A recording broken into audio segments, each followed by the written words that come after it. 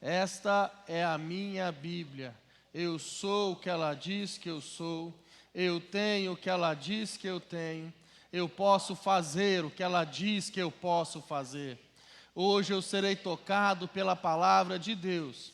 Eu audaciosamente confesso que a minha mente está alerta, o meu coração está receptivo. Eu estou pronto para receber a incorruptível, a indestrutível, sempre viva semente da palavra de Deus. Eu nunca mais serei o mesmo, nunca, nunca, nunca, no nome de Jesus. Amém. Pai, mais uma vez, nos submetemos à Tua autoridade. Declaramos que ninguém aqui é maior do que o Senhor.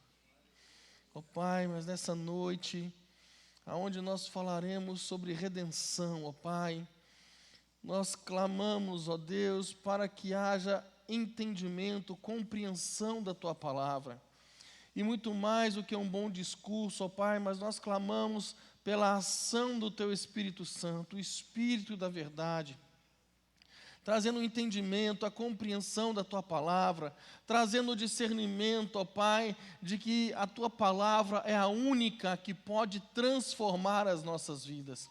Por isso nós declaramos que o Espírito Santo de Deus tem total liberdade no nosso meio para ministrar aos nossos corações, para ministrar nas nossas vidas. E que à medida que a Tua palavra, Senhor, for sendo liberada, que haja transformação de entendimento, que haja transformação nas nossas vidas, que haja cura, que haja libertação, que haja batismo no Espírito Santo. Ó Pai, mas nós não queremos sair daqui da mesma forma como entramos, mas queremos ser completamente transformados pelo poder da Tua palavra, Pai. Que eu seja tão somente um instrumento usado conforme a Tua vontade, em nome de Jesus. Amém. Glória a Deus. Irmão, abre a sua Bíblia comigo,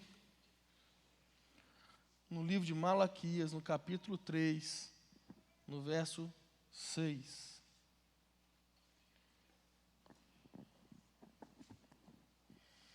Malaquias, capítulo 3, no verso 6.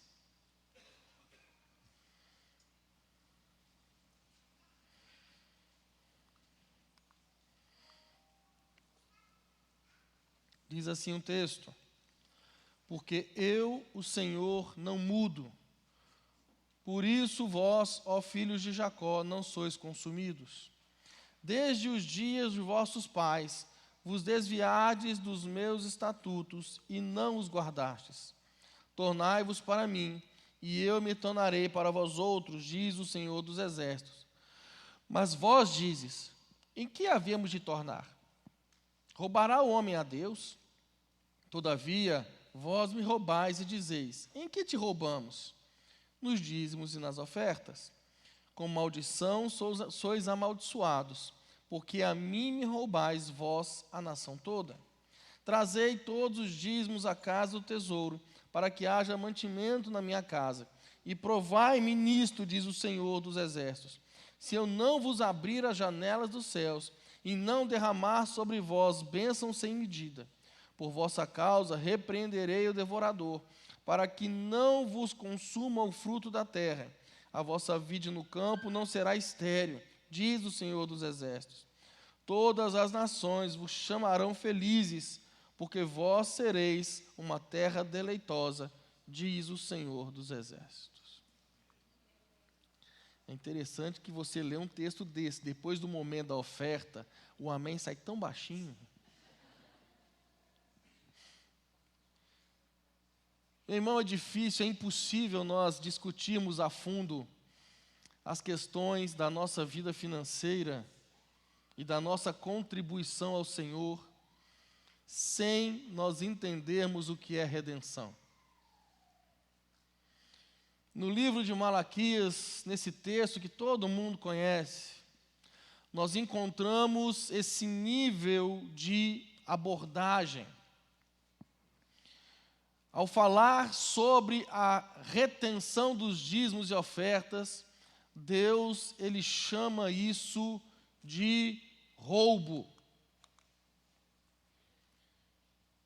E aí você fala assim: mas né, eu já ouvi isso de muita gente, mas dízimo, isso está na velha aliança, isso está no Velho Testamento.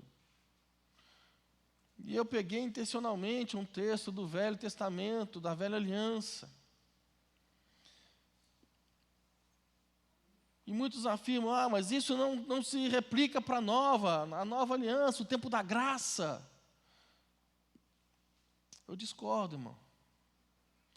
Mas eu não estou aqui para trazer para a igreja a minha opinião, eu estou aqui para trazer para vocês o que a palavra de Deus diz. Então agora abra sua Bíblia comigo no livro de Mateus, no capítulo 22. No verso 16.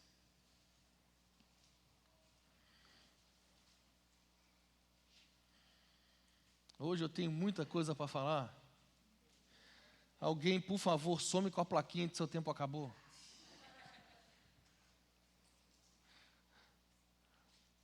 Mateus capítulo 22, no verso 16. E enviaram-lhe discípulos juntamente com os herodianos para dizer-lhe: Mestre, sabemos que és verdadeiro e que ensinas o caminho de Deus, de acordo com a verdade, sem te importares com quem quer que seja, porque não olhas a aparência dos homens. Dize-nos, pois, que te parece? É lícito pagar tributo a César ou não? Jesus, porém, conhecendo-lhes a malícia, respondeu: Por que me experimentais, hipócritas? Mostrai-me a moeda do tributo. Trouxeram-lhe um denário. E ele lhes perguntou: De quem é esta esfinge na inscrição? Responderam: De César. Então lhes disse: Dai, pois, a César o que é de César, e a Deus o que é de Deus. Então, quando eles fazem um questionamento para Jesus sobre o pagamento do tributo a César, Jesus então lhe pede para ver a moeda, para ver a imagem que está na moeda. Ele pergunta: de quem é esta imagem? E eles falam: é do imperador César, é de César. Então Jesus fala: então, dê a César o que é de César. Ou seja, sim, paguem o tributo. E o assunto poderia ter acabado aí, porque a pergunta foi a respeito de tributo. E ele respondeu: vocês têm que pagar o tributo, dá a César o que é de César. Mas Jesus, ele completa a frase: dai a Deus o que é de Deus. Mas nós gostamos de falar que para César nós temos que pagar o tributo. Então, para César, nós vamos dar aquilo que é natural, vamos dar o imposto. E para Deus, nós vamos dar o que é espiritual. Mas nós vamos entender que existe algo mais profundo nisso daí. Tem algo maior. Até porque, meu irmão, normalmente, quem tenta dar uma de esperto com César, tenta dar uma de esperto com Deus. O que Jesus está dizendo é que, assim como César, figurando o Império Romano, e hoje, se a gente fosse trocar, seriam os impostos, a gente pode falar que seria ali, pela figura do imposto de renda, o leão, nós estamos falando de imposto. Então, assim como César tem direito a uma fatia proporcional à sua renda e aos seus ganhos, Jesus, ele está afirmando que Deus também tinha uma fatia proporcional ao rendimento de cada um. Em toda a Bíblia, nós não vamos encontrar nenhum outro nível de contribuição que siga essa lógica. Jesus confrontando os fariseus, e o interessante é que normalmente você não vê Jesus elogiando eles. Mesmo quando eles estavam fazendo a coisa certa, normalmente Jesus, ele destacava o fato de que eles estavam fazendo do jeito errado. Por exemplo, em Mateus capítulo 6, Jesus ele fala do fato deles orarem, jejuarem, darem esmolas. Então, essas coisas em si, elas não eram erradas, mas Jesus aponta que a forma com a qual eles faziam, esta forma, ela estava errada. Mas o único momento em que nós vamos ver, nós não vamos ver Jesus criticando eles, é quando o assunto é dízimo. Aliás, Jesus não fala nem de estarem fazendo a coisa errada, e nem de estarem fazendo do jeito errado. Mateus capítulo 23, no verso 23, o texto diz assim: ai de vós, escribas e fariseus, hipócritas, porque dais o dízimo da hortelã, do endro e do cominho, e tendes negligenciado os preceitos mais importantes da lei, a justiça, a misericórdia, a fé. Devieis, porém, fazer estas coisas sem omitir aquelas. Jesus não está dizendo, olha, vocês não estão errados por dizimarem.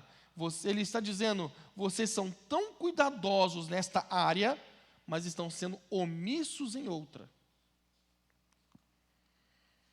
Então, quando você olha esse texto de Malaquias e você vê o posicionamento de Deus, a maneira como Deus está lidando com a nação de Israel, e o conteúdo da fala de Deus, nós podemos perceber que esse nível de bênção sem medidas não é o que a maioria está vivendo.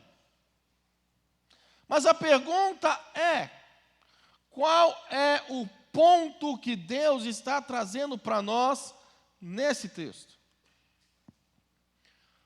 O ponto que Deus traz para nós nesse texto é de apropriação indébita, de estar pegando o que é dele.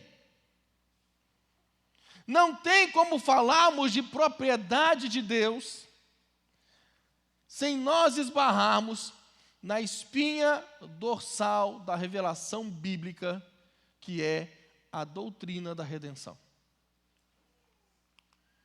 Eu não sei o que vem à sua cabeça quando você ouve essa palavra, redenção.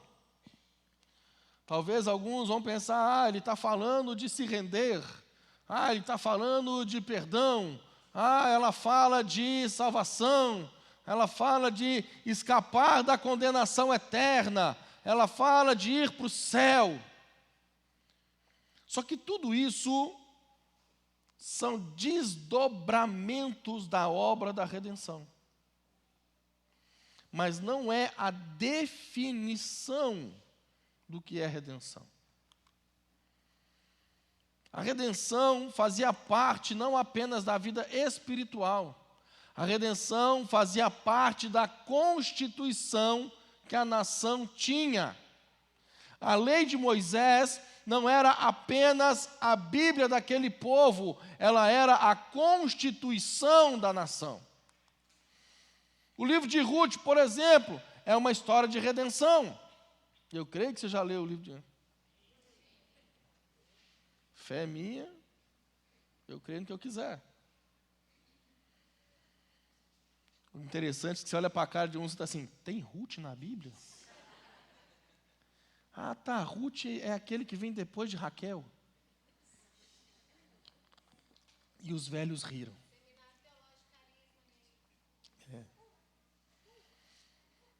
Então, o livro de Ruth é uma história de redenção. Como Boaz, parente de Noemi, se torna o resgatador dos bens da família, e o que incluía a responsabilidade de se casar com Ruth. Aquela história toda, ela é uma história de redenção. E se você não leu, leia. Mas quando os judeus entre si falavam de redenção, eles tinham um exemplo muito claro, que Deus, na verdade, introduziu e estabeleceu, propagou ao longo dos séculos, para que quando Cristo se manifestasse, pudesse haver um entendimento do que ele veio fazer. Efésios capítulo 1, no verso 7, nós temos, nele temos a redenção por meio do seu sangue, o perdão dos pecados, de acordo com as riquezas da graça de Deus. Agora sim, nós temos uma aplicação de ordem espiritual. de algo que era natural. Agora, quando o judeu falava de redenção, um com o outro, todo mundo entendia, porque era algo cultural. Era algo cultural. Por exemplo, se eu falar com vocês aqui a respeito de churrasco, eu preciso explicar alguma coisa?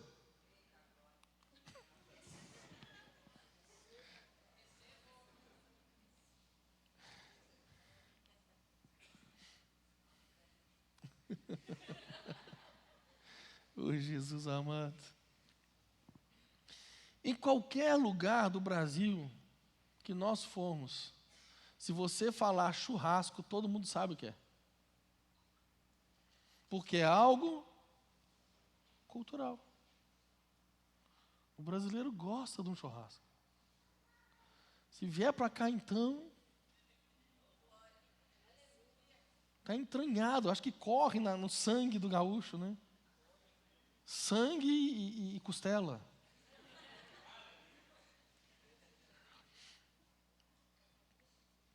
Mas por que eu estou falando isso? Porque entre nós, se nós falarmos churrasco, a reação vai ser essa.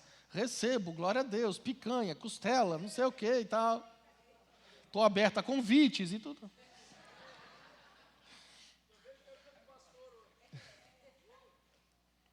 Agora, quando um estrangeiro totalmente fora do contexto ouve, provavelmente nós vamos ter que explicar. Nós vamos ter que falar o que é. Então, quando os hebreus falavam de redenção entre eles, era como a gente falando de churrasco. Agora, hoje, neste instante, você vai entender redenção de uma vez por todas na tua vida. Você vai entender o que é redenção. Levítico 25:25 diz: se alguém do seu povo empobrecer e vender parte da sua propriedade, seu parente mais próximo virá e resgatará aquilo que o seu compatriota vendeu. Está lá em Hebreus, está lá em Levítico, está na lei. E agora eu vou mostrar para vocês como que isso funciona. Iago, vem cá. Teatrinho. Gilmar, vem cá. Não está fazendo nada mesmo?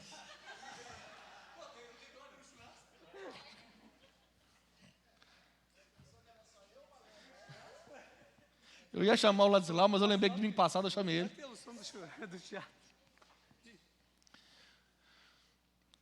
O texto que eu falei de Levítico fala de alguém que chegou ao ponto de empobrecer. Vende suas propriedades. Né? E aí haviam algumas formas disso acontecer. Então, vamos supor, né, que eu tenho terras, recebe aí, irmão. Gado, né? Tenho propriedades de plantação. E eu estou vendo o mercado que, ao meu ver, é uma época boa para plantar trigo. E aí eu procuro um amigo que pensa num cara rico.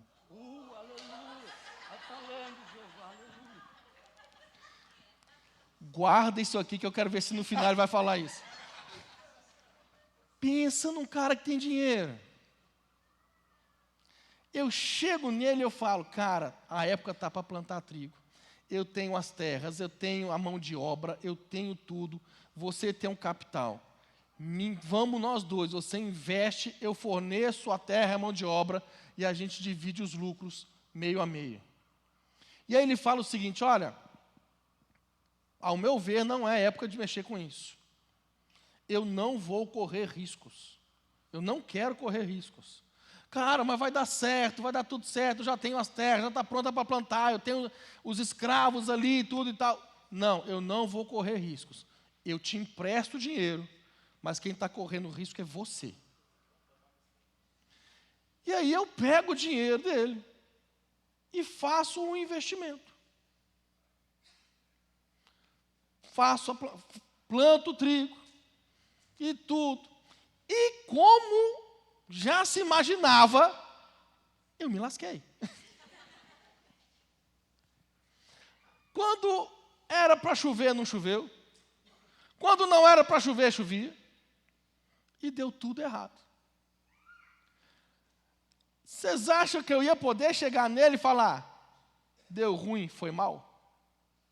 Não. Como ele falou, olha, eu não vou correr riscos. É você por sua conta. A gente sai da cidade, vai perante os anciãos, assina o contrato, confirma o termo ali e tal. Agora eu tenho que pagar a dívida. Só que eu perdi todo o investimento. Então, como que eu resolvo isso? Primeiro, eu teria que pagar. Não tenho. Então, todas as minhas propriedades passam a ser dele.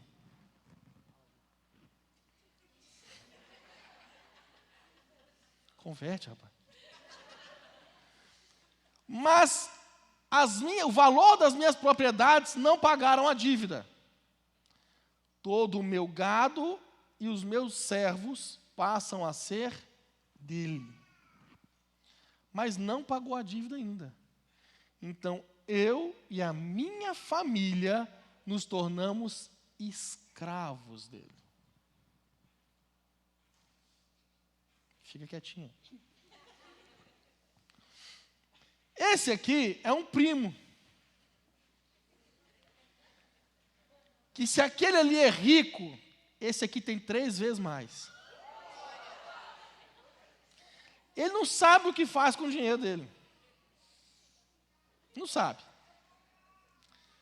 O passatempo dele, de tanto dinheiro que ele tem, ele arrumou um passatempo que é fazer negócio de resina. Mas é passatempo.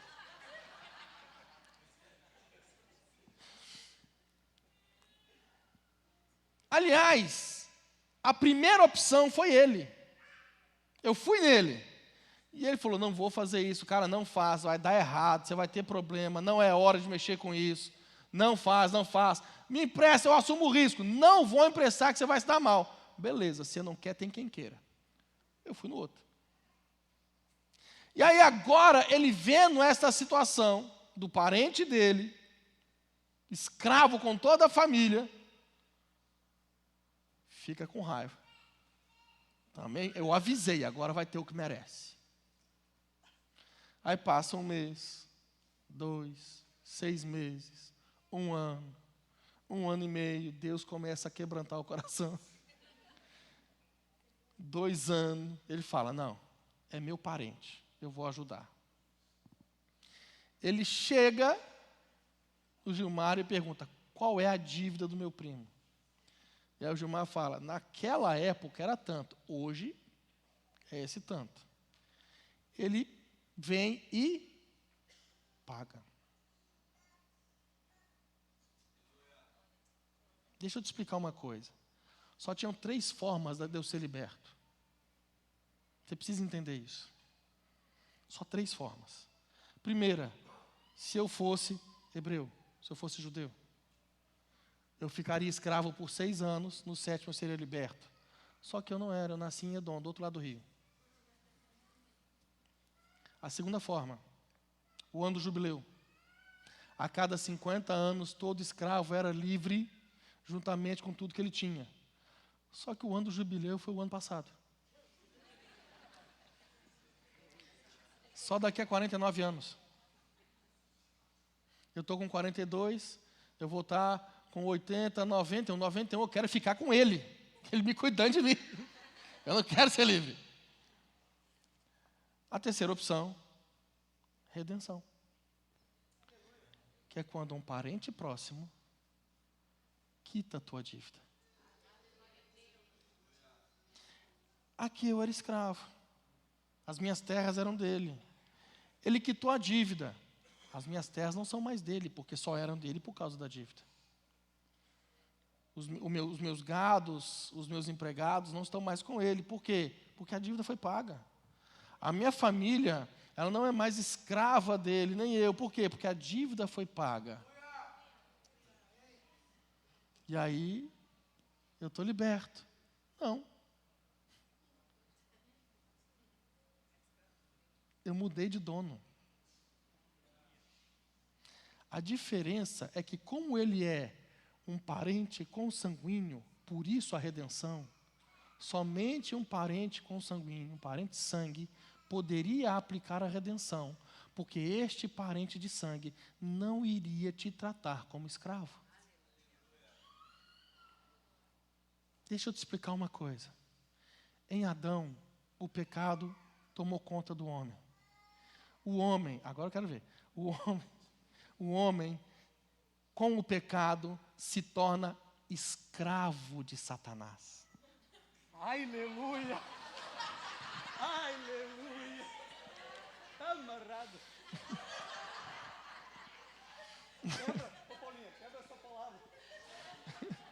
O homem se torna escravo de Satanás. Escravo. Para uma dívida que ele mesmo não poderia pagar. A Bíblia diz que nós tínhamos uma cédula, um certificado de dívida, ao qual nós mesmos não poderíamos pagar, quitar esta dívida. Somente um parente consanguíneo, ele veio como unigênito, morre como primogênito.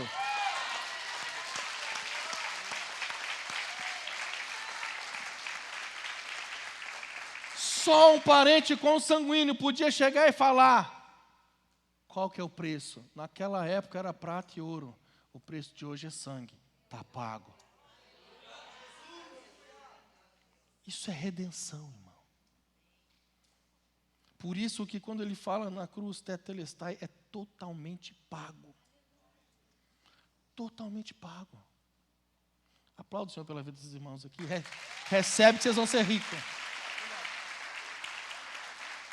Recebe que vai ser rico e rejeita Satanás. Meu irmão, isso é redenção.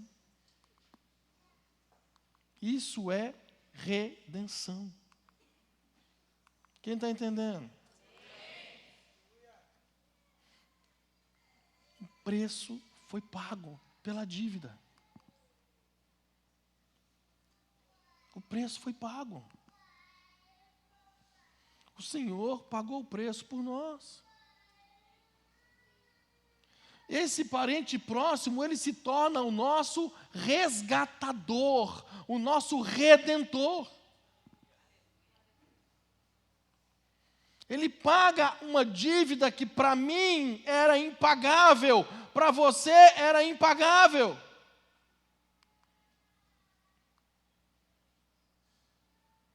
Mas eu deixei de ser escravo de um para ser escravo de outro, não é trocar 6 por meia dúzia, não. Já não sois mais servos, mas amigos de Deus. Filhos, co-herdeiros com Cristo.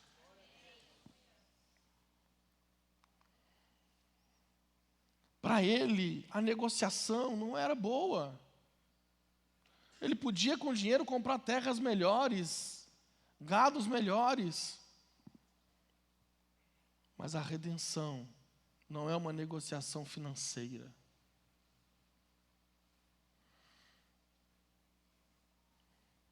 Nós somos libertos da escravidão de Satanás.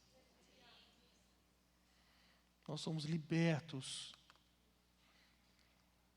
Nós somos completamente libertos da escravidão, da corrupção de Satanás. É isso que nós precisamos entender o que é redenção. A Bíblia diz: homem algum pode redimir seu irmão ou pagar a Deus o preço da sua vida. Pois o resgate de uma vida não tem preço, não há pagamento que o livre, a não ser pelo sangue de Jesus. A redenção da nossa alma é cara. É cara.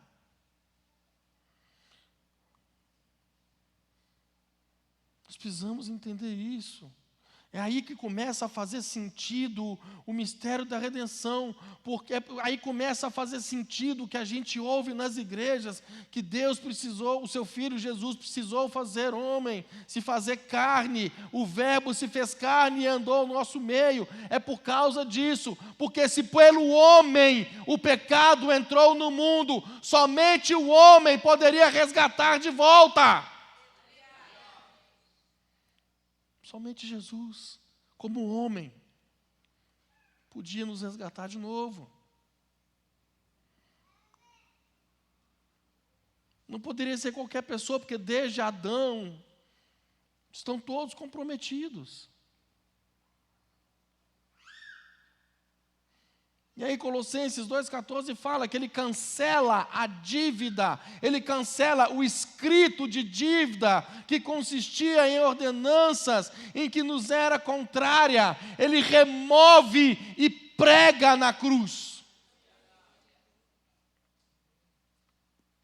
Não foi apenas o corpo de Jesus que foi pregado naquela cruz, mas o escrito de dívida, aquilo que determinava esse padrão de escravidão, isso foi pregado na cruz.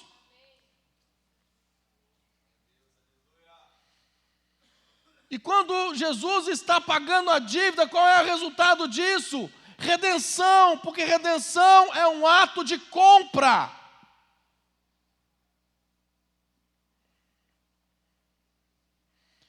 Aquilo que Jesus fez não é diferente do exemplo que nós temos aqui. Quando você vai olhar Apocalipse do capítulo 5, verso 9. Apocalipse capítulo 5, no verso 9. A Bíblia diz: e eles cantavam um cântico novo. Tu és digno de receber o livro e de abrir os seus selos, pois foste morto, e com teu sangue compraste para Deus homens de toda tribo, língua, povo e nação. Tu os constituíste reino e sacerdotes para o nosso Deus, e eles reinarão sobre a terra.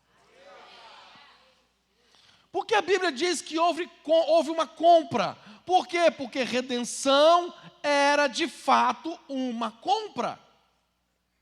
A palavra redenção significa o resgate de uma propriedade.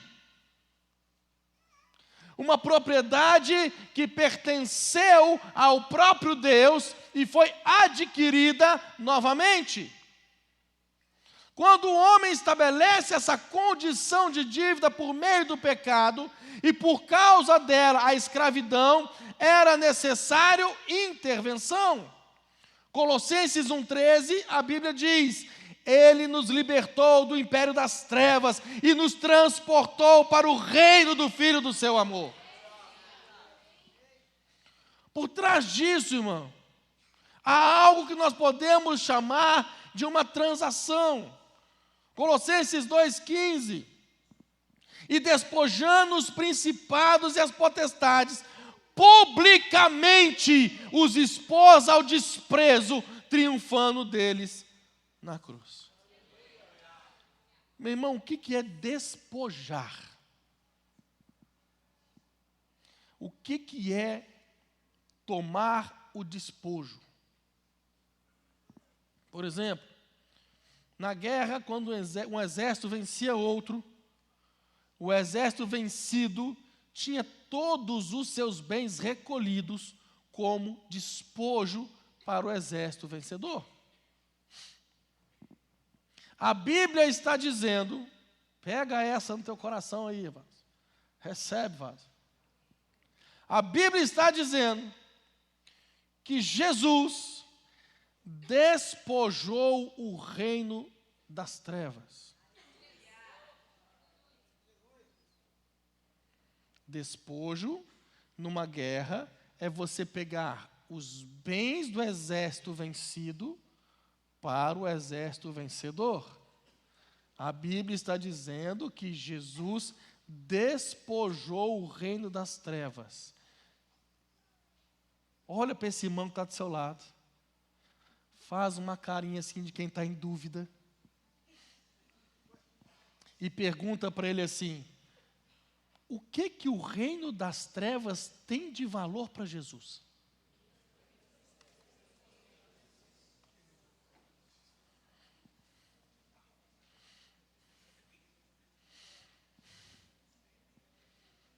Você.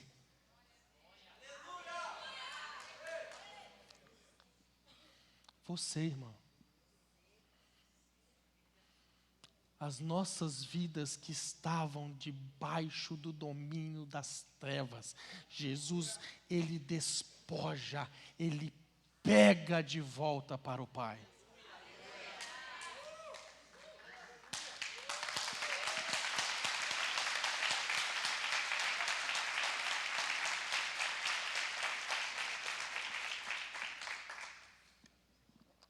Eu viajo muito, minha cabeça viaja muito.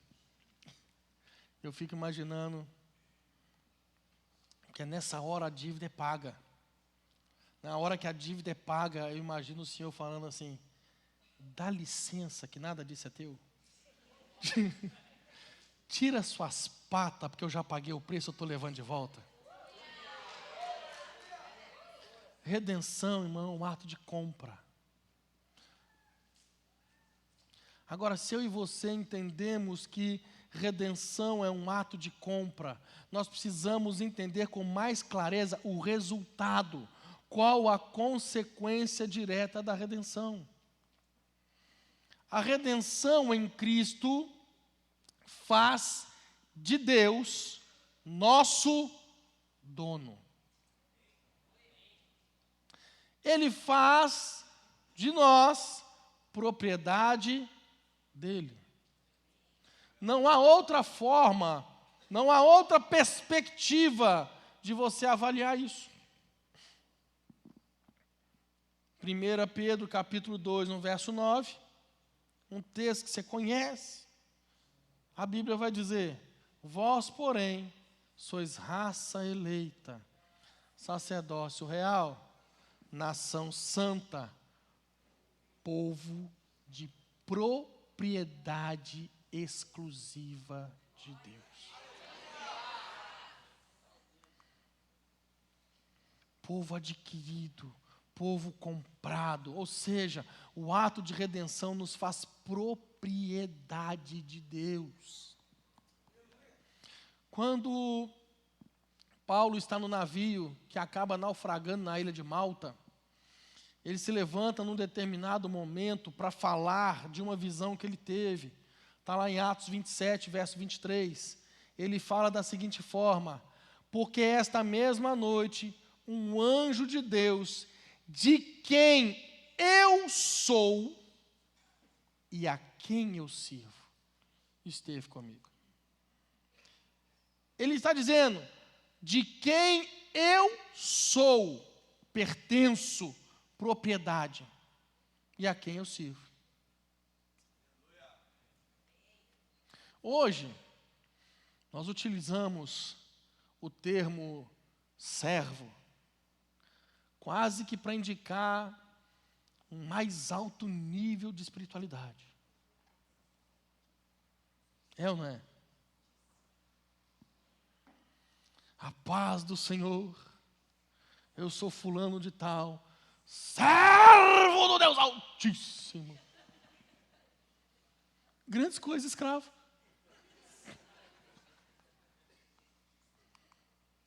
É o que a gente é. É o resultado disso.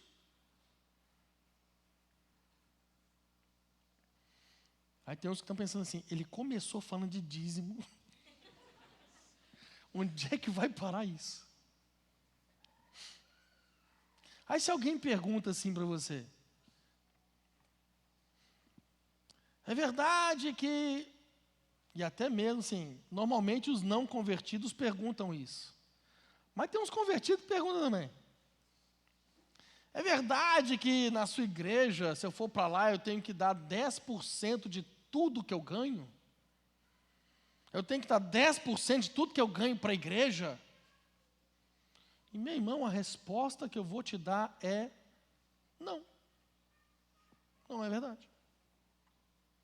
E é bom falar isso depois que todo mundo entregou o dízimo, porque a cara de confusão é fantástica. Pastor, não mente.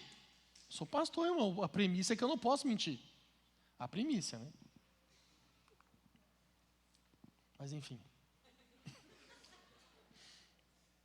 Pastor, eu sei de gente da tua igreja, fonte segura, que acredita que você tem que dar 10% para Deus.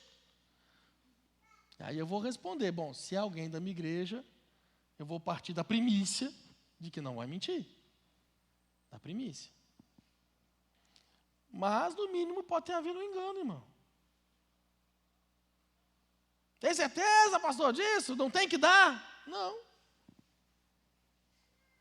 Você me garante? Garanto.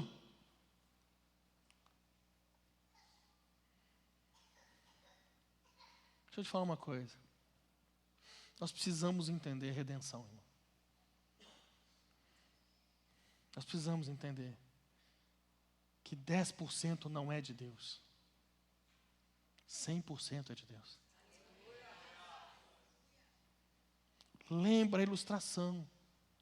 Jesus, ele quita a nossa dívida com teu sangue. O preço aqui na ilustração foi pago da dívida. Não foi 10% meu que foi para lá. Foram todas as propriedades, todo o gado, todos os servos, a minha família, eu, tudo. Deus não comprou 10% das ações de ninguém. Quando Jesus realiza na cruz um ato de redenção, Ele comprou, meu irmão, tudo o que você é, tudo o que você tem, tudo o que um dia você vai ser e tudo o que um dia você vai ter. Nós precisamos entender o que é redenção.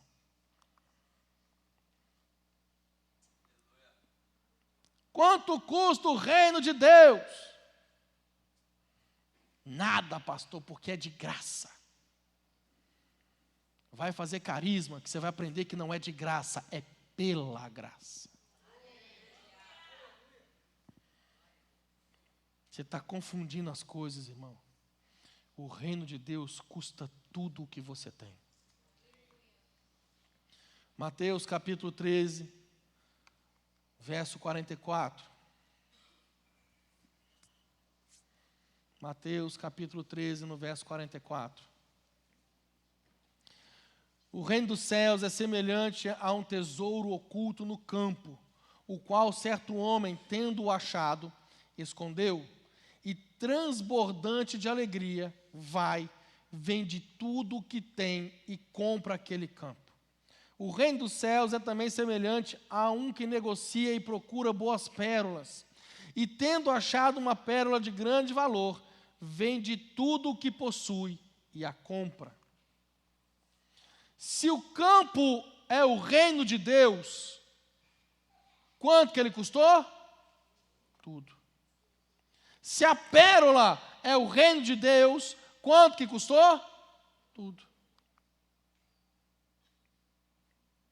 Pastor, então você quer dizer então que eu tenho que comprar o reino de Deus?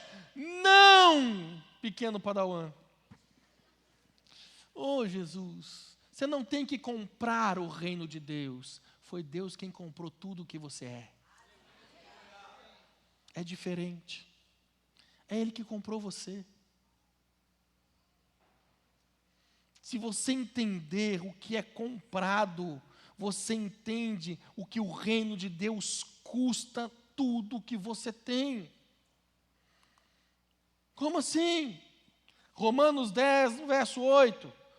Porém que se diz, a palavra está perto de ti, na tua boca e no teu coração, isto é, a palavra da fé que pregamos, se com tua boca confessares Jesus como Senhor, e em teu coração creres que Deus o ressuscitou dentre os mortos, serás salvo, porque com o coração se crê para a justiça, e com a boca se confessa a respeito da salvação. Olha que lindo isso aqui. Nós inventamos, ou nós temos o costume de que quando nós vamos fazer uma oração de renúncia, a oração de entrega, nós temos que confessar Jesus como Salvador. E não é isso que a Bíblia diz. A Bíblia diz que temos que confessar como Senhor. Mas Ele não é Salvador? É. Mas se você confessa como Senhor, você é salvo. O objeto da confissão é Senhor e não Salvador.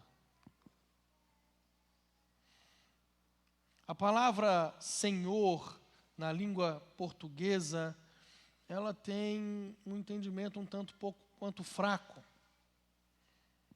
Para nós, até nos dias de hoje, isso quase que não se aplica. Mas, na minha infância, Senhor é quando um filho falava com o pai. Faz isso? Sim, Senhor. Hoje, Hoje os filhos não falam isso com o pai mais. Hoje está quase os pais falando isso com o filho. Mas quando você vai para o âmbito militar, os militares que estão aí, aí já manifestou. A palavra, ela é muito utilizada. Se eles recebem um comando de uma patente mais alta, sim, Senhor. É ou não é? Pronto. A palavra Senhor, utilizada no Novo Testamento, o significado dela é amo, dono. O escravo utiliza apenas para se referir ao seu dono. Então, o que significa a confissão de que Ele é Senhor?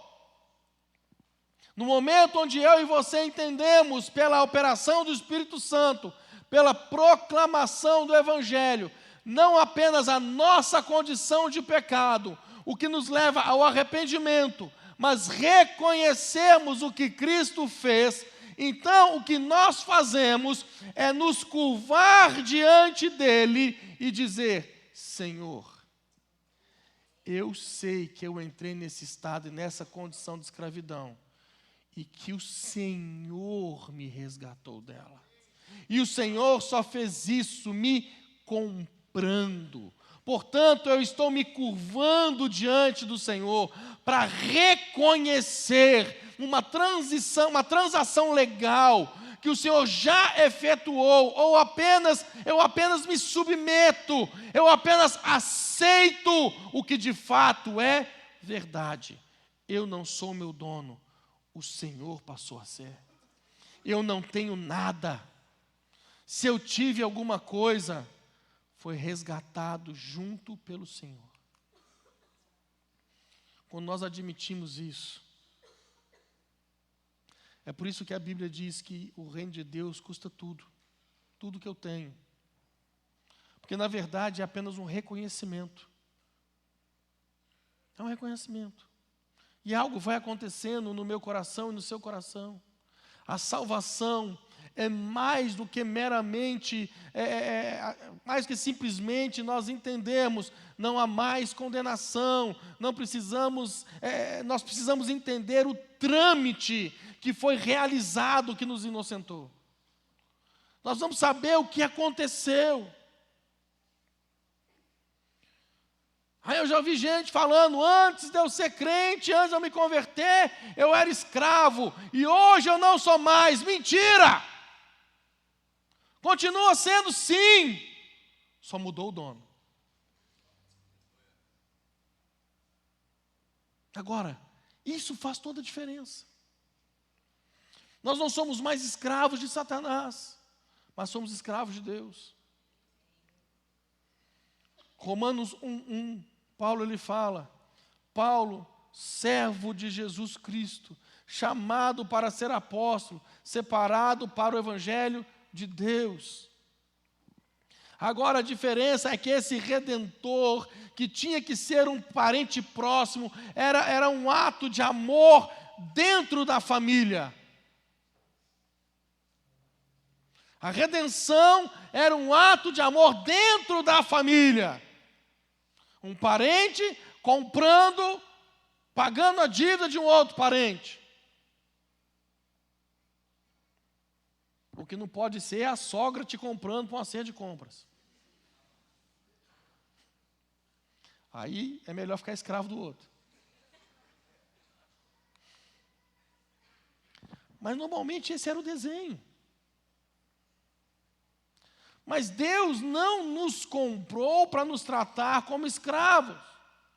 Porque Romanos 8,15 diz, e eu vou parar por aqui, porque senão eu vou até às 10 da noite. Porque não recebestes espírito de escravidão, para viverdes outra vez atemorizados, mas recebestes o espírito de adoção, baseados no qual clamamos, Abba, Pai. Ele não nos trata mais como escravos, Ele nos trata como filhos. Como filhos. Mas legalmente Ele é dono de tudo. Ele é dono de tudo que você é, de tudo que você tem. Então, quando nós falamos nos dízimos, eu não estou dando a Deus, eu estou devolvendo uma parte do tudo que já é dele. Que já é dele. Amém? Então fica de pé no teu lugar.